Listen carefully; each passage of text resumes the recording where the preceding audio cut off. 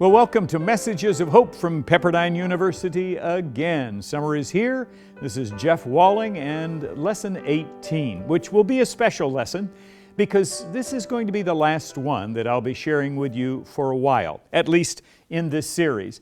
I will be posting something every weekend from maybe some former lessons that I've done, but my wife and I are going to be out of town. I'm actually going to be speaking in a little bit of a vacation getaway, so we wanted to give you that heads up. We're grateful for the opportunity to be with you this weekend and to bring a word of encouragement, literally. The virus has continued to do what was expected and more. There are 12 million cases worldwide, over 500,000 deaths. Here in the U.S. alone, there are over 3 million cases and deaths. Well, in New York alone, 32,000. In California, verging on 7,000 who have died. And so we want to pause and recognize the losses that everyone who knows someone, cares about someone, has had. And then the losses we've all had through the economy, the losses we've had through, things like students not being able to do what students would like to do. Cases are spiking. There's discussions of whether people will be back on campus for classes. Harvard has announced, as has USC and others, that they will be fully online. Pepperdine is trying to do both at this point, but we just don't know what's going to happen in the fall. In the midst of all this, the pain and the loss and the violence of the racial divide in our country is very real. Politics is as nasty as ever, and there are even threats about if schools do this, then we won't do that. All right, there's enough of the negative. Let's take just 2 verses from the book of Hebrews for a rather short and simple message today about our mouths. The Bible has a lot to say about our mouth. James, in his letter, speaks about a man's mouth and about the things we should and should not say. In the book of Proverbs, we find the writer there saying that out of the mouth, the overflow of the heart comes. But we're going to go with the Hebrew writer in chapter 10, in a classic verse that I always used to think was about don't miss in church. But that's not exactly what I think he's after. Let's look at verse 24 and 25 of Hebrews 10 for our study this weekend. And let us consider how we may spur one another on towards love and good deeds, not giving up meeting together, as some are in the habit of doing, but encouraging one another, and all the more as you see the day approaching. Now, in the midst of that text, there's that little line, don't give up assembling yourselves together, the King James versions would say. And I think it's talking about, just what you think it is. Don't stop going to church. Don't stop getting together with your Christian family. There are those who are concerned that after all of the online relaxation, people saying, man, my cup of coffee and my PJs, and I'm happy going to church just that way. Well, there are things that you can receive in a digital church service. You can receive teaching like this. You can even watch worship. My wife and I can take communion while someone on screen guides us through it. And all those things are great. But the Hebrew writer puts his finger on one thing that you can't shove through a TV screen. That's personal encouragement. Listen again to the text. And don't give up meeting together as some are in the habit of doing, but encouraging one another, and all the more as you see the day approaching. The Hebrew writer's call is, don't stop going to church, but encourage one another. Now, the assumption there is, on his part, that when we get together as a Christian family, we are encouraging one another. Now, before you jump to it, let me say it out loud. There are some churches I've been to that were not encouraging, and some of them were even ones that I preached at. There were times when bitterness and rancor in our own members' hearts got to the point where, I don't even want to see that person. And instead of walking through the door with an attitude of encouragement, we all came in playing Siskel and Ebert, saying, the sermon was okay, but the singing was bad. Or the singing was great, but the service is bad. How come we don't sing more of the hymns or more new songs? Stop, everybody. The Hebrew writer says that our purpose, let me say that clearly, the function we have in getting together, in part, is edification and building up of one another through encouragement. Maybe you can think about it this way. One of the reasons we get together at church is edification. One of the reasons is education, and one of the reasons would be evangelism. By education, I mean learning something. That's true. That's a part of the reason we gather together. By evangelism, I mean sharing Christ. And we would certainly be sharing Jesus through the lessons that we give. But what about edification? See, I can share Christ digitally. I can educate you digitally. But when it comes to encouragement, when it comes to that person-to-person uplift, even these messages of hope may be great, but man, they're nothing like you taking time as soon as this message is over to call somebody you know and let them know that you're thinking about them, that you love them, giving them a word of encouragement, maybe on text or maybe on Facebook. But I want to push you to old school. Give them a call. Say, I was thinking about you today. I miss seeing you. The Hebrew writer says, all the more as you see the day approaching, you need to do that. Now for him, that day approaching is the coming of Jesus. And can we all say amen to the fact, Lord, it'd be great if you send Jesus anytime now, because then we can be done with virus and with violence and with rifts in our country and our families. We can be done with loss and disease and just, well, we won't need any encouragement there because everyone will be rejoicing. But until that day comes, what do we need to do more and more? It's not criticize, and it's not complain. You know, Paul writes to the Philippian church in Philippians chapter 2 and verse 14, do everything without grumbling or arguing, so you may become blameless and pure children of God without fault in a warped and crooked generation. That's such a great challenge. Do everything without grumbling, one version used complaining, or arguing. All right. So what would happen if we took all the complaining and arguing out of your mouth? There'd be lots of room for encouragement, wouldn't there? Let me ask you to try something. Take the pledge. I will not whine, gripe, or complain about anything, even if it deserves it, for the next 24 hours. Now, think on that, would you? Some are saying, if our entire family decided today we're not going to whine, gripe, or complain about anything, it'll be silent lunch for all of us. You see, deciding to take the whine, gripe, and complain out of your mouth and put encouragement in is the biblical choice the Hebrew writer is wanting us to make. Part of the reason it's hard for some of us to encourage is we're spending so much time being negative.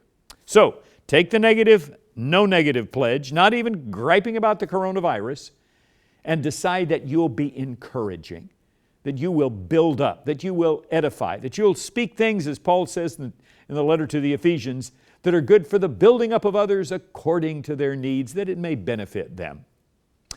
Now, there's a danger that you may say, Jeff, this is the most Pollyanna lesson of all the Pollyanna lessons you've given.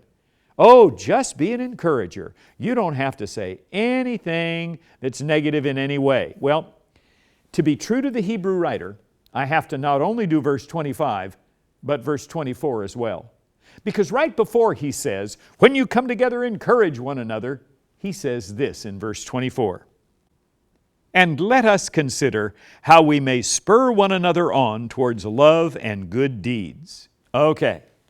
Before he tells us to encourage, he tells us to spur. Now, I'm imagining not everybody who's watching this is a cowboy. I have ridden some horses, all of them rentals, by the way, and I never had spurs on my boots that jangled, so I did a little talking to some cowboys some time ago to get this. The purpose of the spur is not to hurt the horse. The purpose of the spur is not a torture instrument. It's just giving the horse a little poke, a little get up and go. It's telling him, hey, you're relaxing a little too much. You're not doing what you should. Now, with that in mind, let's listen to the admonishment of the Hebrew writer. Let us spur one another on to love and good works. I'm not supposed to criticize. I'm not supposed to hurt you. I'm not supposed to torture you with my words, but just give you a little spur. Here's a spur line that became a brand. Just do it. Just do it. It's a way maybe of getting yourself off the couch today and saying, you know that thing you need to do around the house that your spouse wants you to do? Just do it. You know that letter of encouragement you need to write to a relative or friend? Just do it. Maybe that call that you need to make to an older brother or sister who may be feeling lonely. Or maybe that apology that you need to make to someone whom your words or actions have hurt. Can you say it with me? Just do it. That's what spurring is. It is challenging others. Now, if I were putting this together as a recipe, I'd say you need about 80% encouragement and only about 20% challenge. Or maybe I'd say 15% challenge and 5% is correction. Yeah, encouragement, big dose. Challenge, medium-sized dose.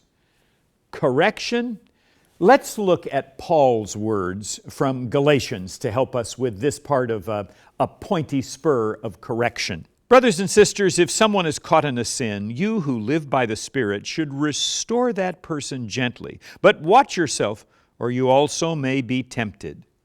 All right, Paul says that if we see someone doing something wrong, encouragement is not what they need, but correction. And he says, you who are spiritual, I believe he's talking about those of us who are committed to Christ and seeking to be mature, need to do it gently. Encouragement, you can give it your all.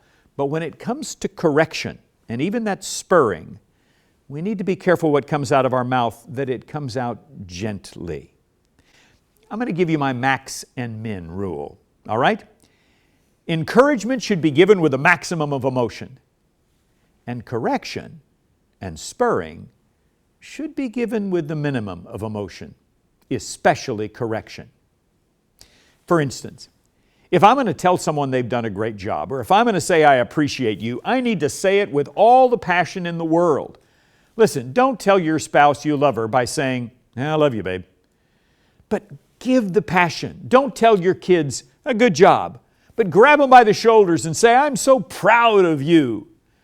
But when it comes to correcting, I'm afraid it's easy for us to get loud when we get negative. I can't believe you've done that again.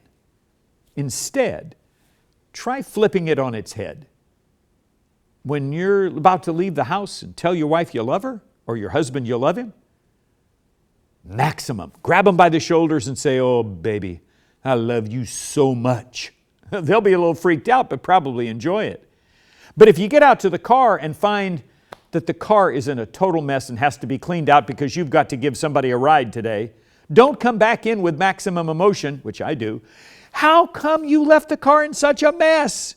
In fact, if you come back in at all, maybe to get something to clean it up with, a bag to put the trash in, give it with minimum of emotion. That means, I love you, baby, is followed by, hey, babe, I'm sure you didn't mean to, but the car was sure a mess. And I love you. Now, this is not normal, but I'm giving you the challenge this weekend to be an encourager with much passion.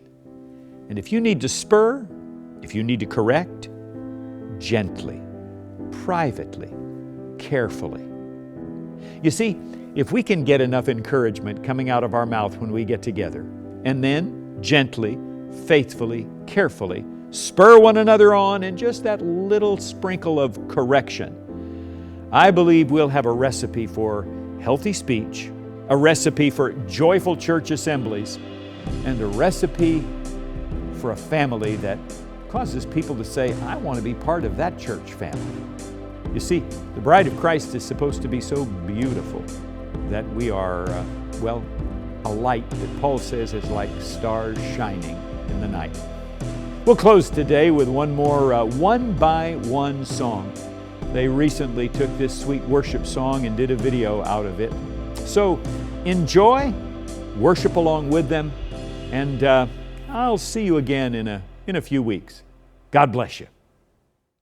How deep the Father's love for us, how vast beyond all measure, that He should give His only Son to make our wretched treasure.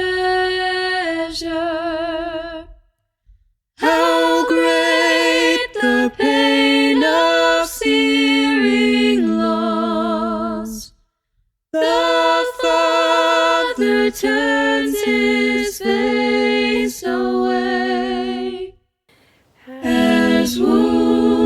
which mar the chosen one, bring many sons to glory.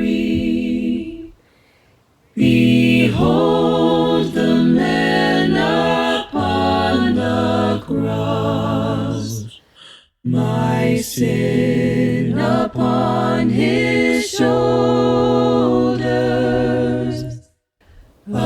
Ashamed I hear my mocking voice call out among the scoffers. It was my sin that held him there until it was accomplished. His dying breath has brought me life. I know that it is finished. I will not boast in anything. No gifts, no power, no wisdom, but I will boast in Jesus Christ, his death and resurrection. Why should I gain from his reward? I cannot give an answer, but this I know with all my heart: his wounds have paid my ransom. But this I know with all my heart: his wounds have paid my